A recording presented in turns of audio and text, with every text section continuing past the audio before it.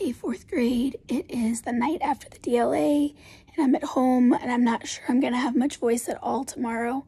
So I wanted to record my lesson just in case I don't make it to school or in case I have less voice.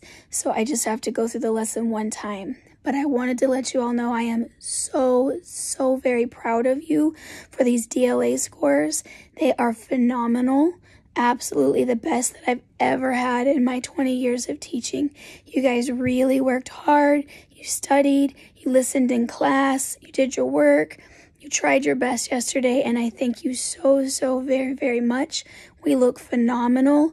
We actually outscored the district average, so we're one of the higher schools right now. We did really well, and I'm very proud of you. I'm sure Mr. Schwartz and Miss Mers and Miss Oliver are also very proud of you as well. I haven't had time to discuss your scores with them yet because it's the night of the test. While I had a little bit of voice after my breathing treatment, I wanted to try to go ahead and go through it with you. And then we'll get to the rewards and the snacks and things for today. So again, thank you guys so much. Let's take a look at this test and see how it went. Okay, let's take a look at the 22-23 grade 4 science DLA. Please excuse my Halloween tablecloth. I was sick this weekend and haven't had a chance to de-Halloween my house and put all the Thanksgiving stuff up yet. So hopefully I can get to that this weekend. So, all right, so question 1. A family placed some marshmallows on sticks. They held the marshmallows over a campfire. What type of energy cooks the marshmallows? So here's our question. We're looking for a type of energy that can cook things. Okay, well, they're not using any electrical energy at all because there's no plug and no battery going on. There is thermal energy, there is light energy, but they're not really using mechanical energy because they're just holding it into the fire. So I would have probably crossed that out. Now, we have thermal, we have light when we have a fire, but as far as cooking something, you need heat in order to cook it, and heat is thermal energy, so the correct answer to number 1 was the answer choice B. Okay, let's look at number 2. Number 2 says 2 students want to compare the mass and volume of 4 different items made of different materials. We have a rubber stopper, we have a cork, a rock, and a marble. What tools would they need to measure the mass and volume of these items? So this is what it's actually asking me. I'm supposed to find a tool for mass and a tool for volume. Well, for mass, we use a triple beam balance. And for volume, we use a graduated cylinder. And I know that's the one probably people were having trouble remembering, but remember we have the 2 cylinders and they have water in them, and we put the rock in and then the water level goes up, and we had to measure how much the water level went up, right? So a ruler is for length, and it didn't ask me about length, and a thermometer is for temperature, and it didn't ask me about temperature. Graduated cylinder was good, but again, I don't need the ruler. Thermometer, I don't need. Triple beam was good, but the only answer choice that has both of the ones I need is answer choice J. Okay, so this would have counted as a properties of matter question because it was about the mass and the volume. Okay, let's look at 3. 3 is a mixtures and solutions question. We actually had this question on our very first test. Simone prepared a fruit drink and a salad for a party. The chart lists the ingredients for both. So here's what she put in the fruit drink. Here's what she put in the salad. Using the information in the chart, which statement is the best description of the fruit drink and the salad? So it has to be true for both, right? I have to have my true statements. The salad and fruit drink are both mixtures. Well, to make the fruit drink, she mixed orange juice, pineapple juice, and lemon lime soda. To make the salad, she mixed lettuce, tomato, cucumber, and salad dressing. So this is true. She did make 2 different mixtures here. B says the salad and fruit drink are both solutions. And while this one I would consider to be a solution, I would not consider this to be a solution. because you can see the parts, right? It's difficult to separate, but it's not impossible. I don't like tomatoes. I can just pick them out, right? So this is false because salad is not a solution. All right, let's look at C. C says the fruit drink is a mixture because the ingredients cannot be separated. Okay, this is the distractor answer. Okay, the fruit drink is a mixture, and it is very, very, very difficult, if not almost impossible, to separate. But that's not what makes it a mixture. Okay, it's not a mixture because it can't be separated. It's a mixture because it's two or more things combined. So this is not the correct answer because they gave the wrong reasoning. Answer D says the salad is a solution because the ingredients cannot be separated. And we've already determined that the salad is not a solution. I can see the parts. I can pick the tomatoes out that I don't like. This is definitely wrong. Correct answer here was A. A lot of us were picking C because we were focusing on the fact that it would be very, very hard to separate this, but that does not make it a mixture. Okay, let's look at question 4. Question 4 goes with that spoon lab that we did in class. Picture shows a spoon being used to stir a pan of hot soup. Okay, it's hot. It's on a stove.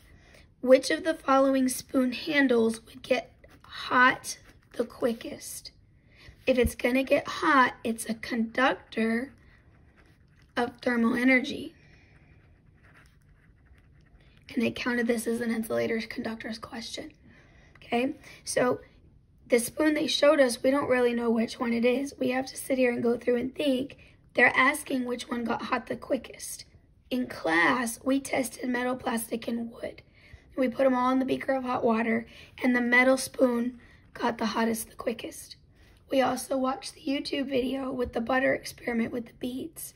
And the metal spoon, the butter melted the fastest, and the bead fell off because the metal conducted the heat. So the correct answer to number 4 was F. Ooh, number 5. Okay, number 5 is a circuits question. It says, study the picture of a circuit below. Okay, remember our rhyme, right? We were supposed to remember that open is broken, closed flows, check your battery, wires, switches, and loads. So it looks to be like it's going to be closed, but I got to check all the things. So if I check my battery, there isn't one. It has no battery. If there's no battery, it's not going to work. It says what item should be added to make the circuit complete and light it up. You got to add a battery because it's not going to work without the battery. Another word for a battery is an energy source, a power source. So the answer was answer choice C. Okay, had a few people picking that it was already complete. I had a lot of people telling me I needed a switch to turn it on. But it doesn't matter if you add a switch. If it doesn't have any power, it's still not going to turn on. No matter how many times you flip that switch, it's got to have a battery, a power source. Okay, so this was the first circuits question. Number 6, the physical properties of metals make metals blank. So something that's true for metals. Okay, it's talking about insulators and conductors. And what we learned is that metals are always conductors for everything. So I can cross out F because it says insulator. I can cross out H because it says insulator. So it's a good conductor of thermal and electrical, or none of the above. G is a true statement. It is a good conductor of thermal energy, like the metal spoon in the hot water, and it is a good conductor of electrical energy because we use the metal wires in order to conduct the electricity through the circuit. So G is the correct answer to number 6, and it counted as an insulator conductor question. Okay, number 7 is our next circuits question. Electric circuits must be complete or electricity will not flow. Which answer choice shows a complete circuit which will light the bulb? Okay, it has to be complete and it has to light it up, right? Remember your rhyme. Open is broken, closed flows. Check the battery switches. Excuse confuse me. Battery, wires, switches, and loads. Okay, so I'm looking here. If I check my battery, both of the wires are at the top of the battery, and that is not correct. So that makes this one broken. It does not hook correctly to the battery. It's not gonna work. Okay, I'm hooked to the positive side of the battery. I'm hooked to one side of the bulb, but there's no path to completing the circuit. I'm missing a wire. This one is broken. Okay, if I look at C, I got 2 batteries. First of all, it's positive to positive. That's a problem. Secondly, the light bulb's hooked to itself, and the negative sides of the battery are not even hooked up. This one is very broken. Okay, my battery is hooked up correctly. Wires connected, wires connected. I don't have a switch, so I don't need to check that. Hooked up on both sides of the light bulb. This one is closed or complete and would light up. Answer choice D is the correct answer for number 7.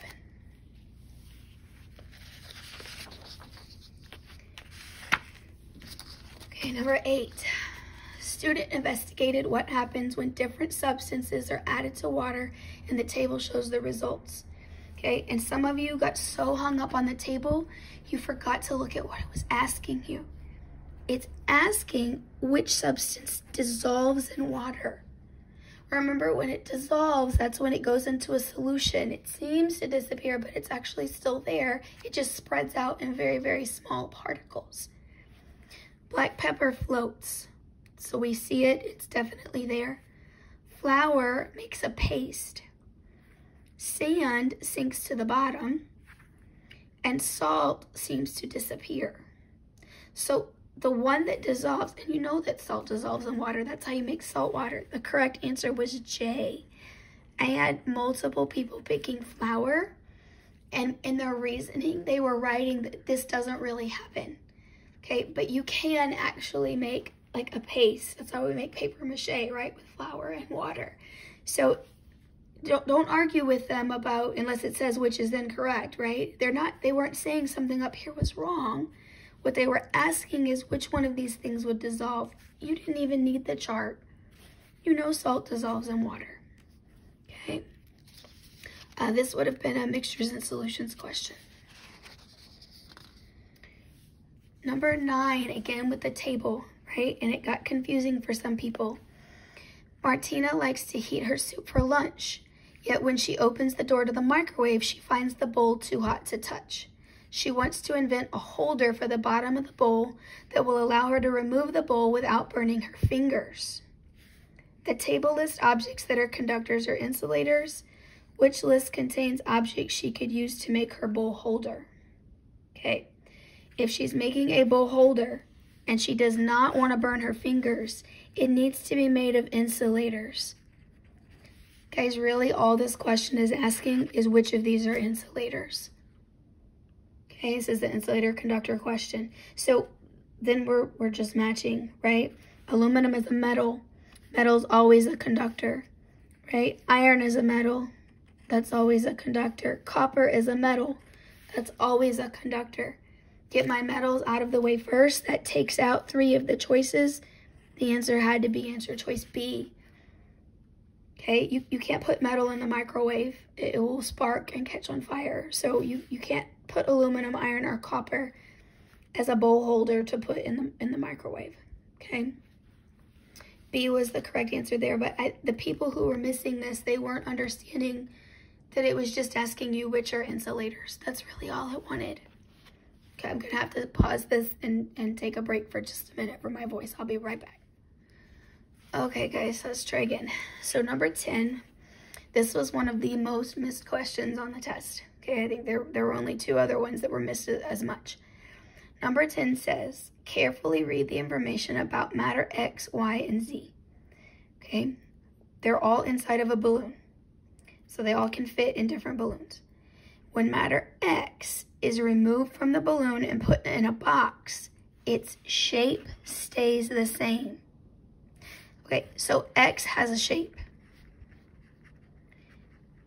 Only one form of matter holds its shape, right? So that means X has to be the solid. So that would work here. That takes out G. That would work here. That takes out J. We've eliminated 2 answers just by understanding that if the shape stays the same, then that had to be the solid. Let's look at Y. It says when Y is removed from the balloon and put into a box, it escapes and it takes the shape of the room. It cannot be placed back into the box. So we let it out of the balloon and it goes everywhere.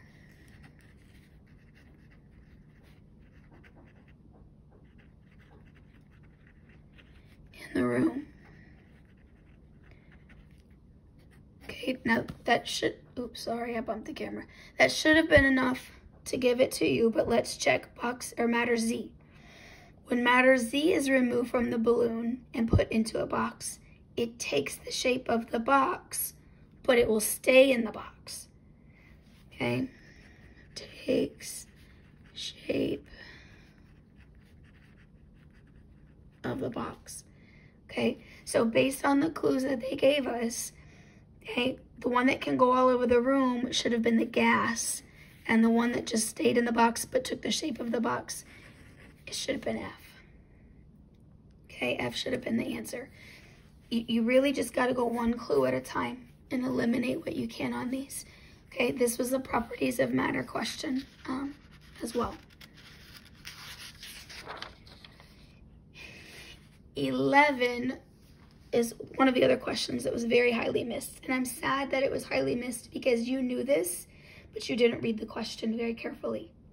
Okay, they made this one word very bold because if you didn't pay attention to that question, you got this wrong. And a lot of you didn't pay attention to that one word right there. It says Darnell and Marcus were studying forces and decided to do an experiment. They placed 4 equally sized blocks made of different materials on an elevated plastic tray.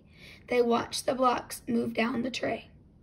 Which block experienced the least friction?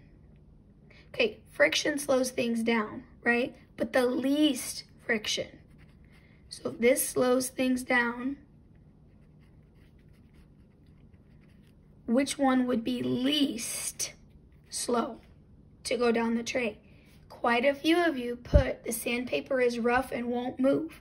You told me the one with the most friction. And you were right about it having the most friction, but that's not what it asked you. This is why I wish we could write on the test, because I would be making you circle the keywords like I'm doing right now. Okay? But we can't. We're digital now. We have to do everything online. But when you've got bolded words like that, you need to put those in your box. You need to pay attention to those. So we can definitely take out sandpaper, and we should be able to take out the sponge. And the question then would be between the ice and the plastic, right? We watched video. We watched the ice boats, right? And I know a lot of you were like, why are we watching these ice boats? But they were explaining about how the ice is very slippery already. And when you add just a little thin layer of water, as it melts, it slides just like crazy. Okay, and we talked about how in Houston, when the ice storms came, everybody was slipping and sliding, and it's not safe to drive on because it's so slippery because there's no friction. So the correct answer, the one with the least friction, would have been the ice.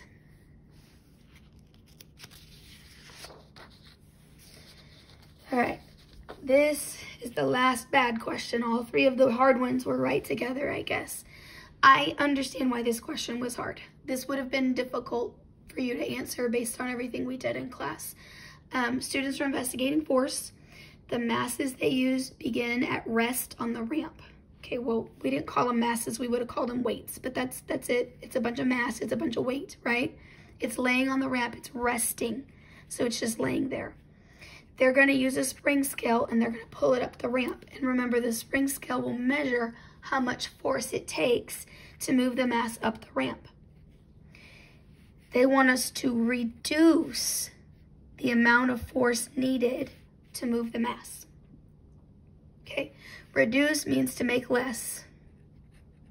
So I need less force, okay? All right, A lot of people, I had a couple people put more mass equals more force. So that tells me if you put H, you didn't understand reducement, I need less force. So more mass would need more force. And that's not the answer. That's the opposite of what we want. We'll get rid of that, okay? But those of you that wrote that down, I know why you missed it. You didn't understand that word reduce. And now we have an understanding of that word, okay? Quite a few of us said, well, I'll just pull it with two hands. That'll make it easier to pull. Easier to pull is not the question. If you pull it with two hands, it's still going to measure the same amount of force. I'm not changing the force required if I'm going up the same ramp. Okay? So it's easier for you to pick it up, but it takes the same amount of force to move the mass. So this is not it. I have to change the ramp. Right? Or change the mass. If I could make it less mass, that would work, but that's not a choice. Okay? So I'm going to change the ramp. I'm either going to increase the ramp, which means make it taller, or I'm going to decrease the ramp, which means make it shorter. There's more vocabulary, right? So increase means I'm going to make that ramp higher up. Decrease means I'm going to make that ramp shorter or lower down. Okay, think about going up a hill. You got to run up the hill, right? Is it harder to run up a steep hill, a tall hill, or is it harder to run up a slow hill, a low slope hill, right? One that's not very, very tall. It would take more effort to get up the steep hill, right? The highest one, than it would to go up a very low one. So if I want to reduce the force, then I'm going to reduce the height of that ramp. That would have been the answer. This was a very hard question, especially based on what we did in class. Okay? And again, we never know how they're going to ask it. I told you there'd probably be a spring scale. There it is, right? And some of you got it. Some of you were able to figure it out.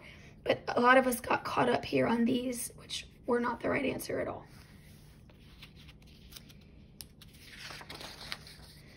13, it says, this is the last circuit question. It says the picture below shows an incomplete circuit. Incomplete is the same as open. Open is broken. The circuit includes a battery, check, wires, and a bulb, and an open switch.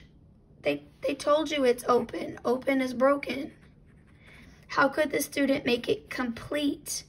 Complete is closed. Closed flows. Here's our problem right here. We need to close the switch. Answer C was the best answer. Okay, adding more batteries isn't going to help because there's a gap. Opening the switch, it's already open. Right? Can't do that. It's already done. Decreasing the length of the wire is not going to close this gap. The gap is the problem. Okay, 14, we did really well on. Students were completing a table on forms of energy. So it's a forms of energy question. By placing pictures of objects under the type of the energy used by that object. Under which column heading would the picture of a boy on a skateboard belong? Okay, if he's moving, right? Moving, battery or plug, it lights up, it gets hot, it makes noise, right? So this would have been mechanical energy right here. Now, technically, yes, right? It probably does make some sound while he's out there rolling around. But what they're really asking us about is the movement on the skateboard here. Okay, and sound wasn't a choice either, so that kind of worked out. 15, the last forms of energy question. This one surprised me. Some of you overthought this, right? It says, look closely at the objects below. You got a lamp, an iron, a computer, and a flashlight. Which object uses electrical energy? That means it has to have a plug or a battery. And it makes thermal energy, right? So it's going to get hot. Okay, so technically, any of these could get hot, right? If you plug the lamp in and you leave it on for a long time, it's going to get hot. But it also makes light, right? It would eventually make heat. If you plug the iron in, it just gets hot. That's its job. That's what it's supposed to do. It gets hot, and then we can press it to the clothes to iron out the wrinkles. The computer, the screen lights up. You've got speakers that are going to make sounds. right? It doesn't have a mouse. But the mouse it does a lot of things. And yes, eventually the back of the computer would get hot, but that's not its job. That's not why we're plugging that thing in. Okay, the last one is the flashlight. And again, yes, technically if we leave it on for a long time and it's not LED bulbs, then it could technically warm up on us, but its job is to make light, right? Correct answer here was B, the iron. Quite a few of you stopped at the lamp. You didn't even keep going. You're like, oh, yep, lamp gets hot, that's it. And you wrote, it will make light and get hot. But I need you to read all the choices to make sure you're finding the best possible answer. Okay, almost done. Let's look at 16. Tavian wants to find out how the force of gravity affects a metal object. Okay, gravity, we're talking about things falling. That's what we need, right? Which experiment would be the best one? I need an experiment with something falling. Rolling a ball over a smooth, flat surface and timing how long it will take it to stop. They're just timing how long it takes to roll the ball. Since they said smooth and flat, I would say maybe later they're going to do something bumpy and do something with friction, but that doesn't have anything to do with gravity. Place a large magnet near the metal box to see if the box moves. That would be testing magnetism, because it's a magnet. And they didn't ask me about magnetism, they asked me about gravity. Drop the metal ball from a certain height and see how long it takes to hit the ground. Okay, that has to do with gravity. It's falling, right? Push a metal box over a smooth, flat surface to measure how much force it takes to move the metal box. Again, maybe smooth, flat, they're gonna go for friction later, but currently right now, this is just testing how much force it takes to move a box. Like hooking a spring scale to it and dragging it. That's all they're doing, right? The only one that could possibly have anything to do with gravity, with something falling down, is H. And that would have been our last force of motion question. Number 17, if you were stuck, you were not alone, my friends, because this question does not have a good answer. The district threw this question out, meaning that it did not count against you. It was counted correct, no matter what you put. Let me explain why, though. Let me go ahead and go through it. But nobody got 17 considered to be wrong. So it said a student has 6 cubes made of different materials. Hey, we did that, right? Except I only gave you 3 because we didn't have enough sets, but everybody got 3 cubes made of different materials. Each cube has a mass of 10 grams.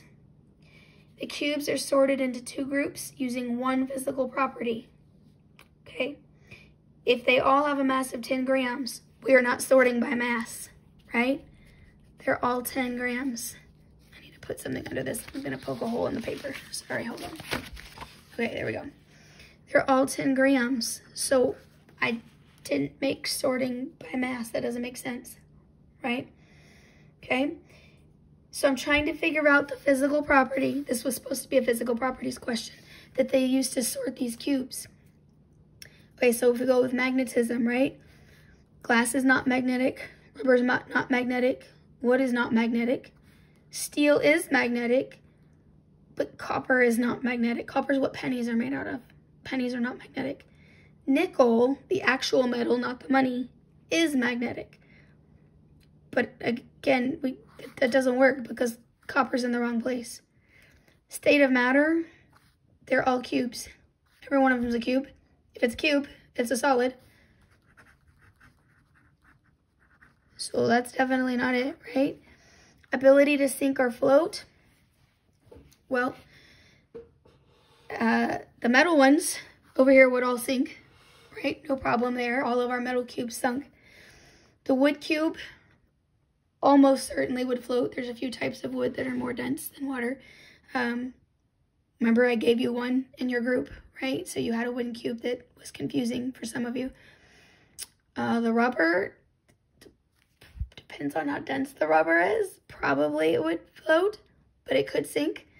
Glass is gonna sink if it's a cube of glass. So this doesn't work. There's no right answer. I think they were trying to go for the sink float, which we did density with the density cubes, and we were We measured the mass of the cubes, but the thing is, the mass of the cubes was different. The size of the cubes was the same, but the mass of all of the cubes was different. And I think whoever wrote this question was confused. So this did not count against you. There's no good answer. That's a bad question. And that happens sometimes on a district test. Every single year I have to call in about something.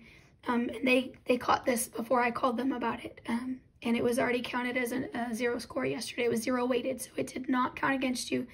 If you were confused and you were sitting there on that one, I saw some of you spin your brains and I couldn't tell you, hey, they're not going to count it. But I saw how hard some of you were working. And some of the notes that some of you put, like somebody was like, I don't know, I just guessed. I tried.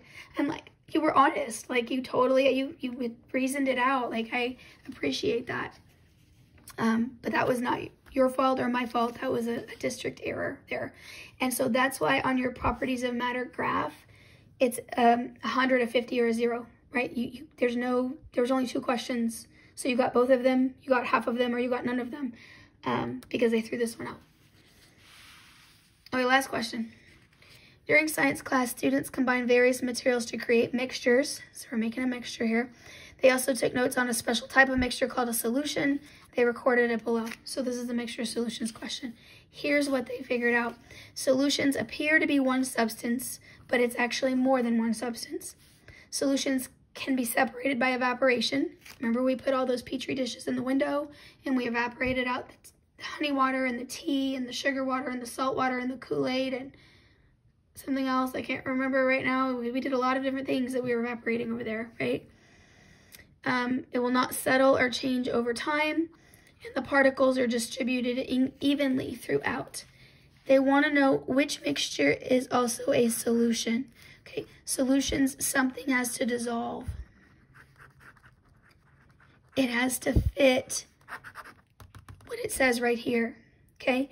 Iron filings and sand, nothing dissolves. First of all, they're both solids, right? Not to say that you can't have a solid solution, because a metal alloy that's been melted and mixed together, that would be a solid solution. But iron filings are the little tiny pieces of iron, like you shave them off like a fingernail file, but with a metal file.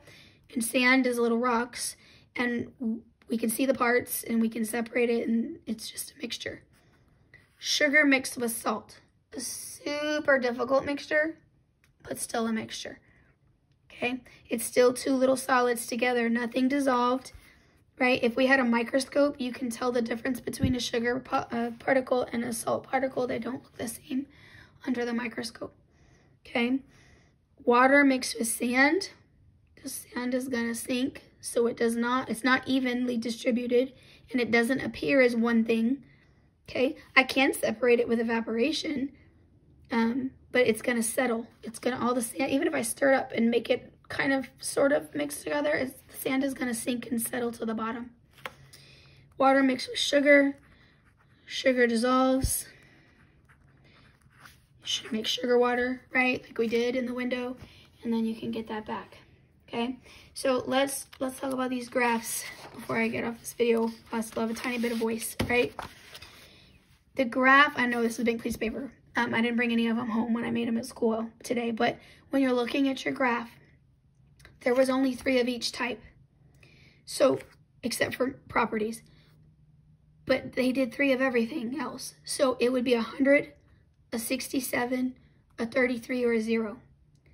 Okay, I don't want some of you getting all upset over your 67s, because a 67 means you missed 1 of that type of question.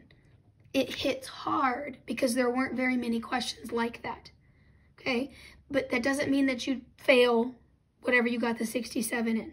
Now, your 33, I would be more concerned. Your 0, I would be extremely concerned, right? For you, for that category, that's something we definitely need to work on. But if you got a 67, that just means you missed 1 question out of that category. Okay, I don't know why I'm showing you a blank piece of paper. Let me flip it to my face. Hold on. Okay, sorry, that's better. So don't get all upset about the 67, because, and I know some of you are hard on yourselves and a 67 is not acceptable. I get that. But a 67 in this case, because there was only 3 questions, means you only missed 1 question of that type. okay? It's not even an area I would be concerned in right now, okay? You did very, very, very well. You did. You did extremely well. This was stuff you had to remember from August. So you had to remember it from August, you had to remember it through September, you had to remember it through October, and you had to remember it into November. And it was all together. It was a lot of information. And the fact that you did so well means you really did learn it. You've been doing what you were supposed to do in class. So we just need to keep doing that so that when we get to DLA 2 in the springtime, because it's going to have stuff starting around Thanksgiving and Christmas, and we're going to have to remember it all the way into the spring, that we do this again, okay? So very proud. I'm not a huggy person, but like, I just want to squeeze all of you tonight, except germs, and I know we don't need to be hugging right now, especially with me sick, but like, I'm so happy and super proud of you guys. I know it doesn't seem that way. I don't seem excited, but I really am. I just can't. This is all I got. It's the best I can do for you right now. So we're going to do rewards now and just spend the rest of the class enjoying our reward time. If I haven't already taught social studies yet, it's going to be super simple. Let me just go ahead and get this out. I'm just going to give you the events for the timeline. You and your partners are going to use what we highlighted and what we talked about earlier in the week. Thank goodness I did all that reading when I had to voice earlier in the week. And just figure out what titles go on the timeline. What event are they describing? And it has the dates, and it has what happened in the event, and you have your newspaper, and that graphic organizer is a grade, right? So it should be super simple because the date is already there, and the description of what happened is already there, and you have your newspaper where we talked about all of these events and we highlighted the events. So you in your table come up with the titles, okay, and I'll put the events up on the board so that you know what there is to choose from, like what the possibilities are, and you'll just use each event one time, okay? And then we'll use this, save your graphic organizer, don't turn it in today because you can use it on the quiz tomorrow. It will be very helpful on the quiz tomorrow, okay? Especially if you label all of those things correctly today with your newspaper and your group. And this should be 2 grades that can help you out for social studies this week a lot, okay? I love you guys. Thank you so very much again. And hopefully my voice comes back and we can go back to regular class. Okay? Have a great day.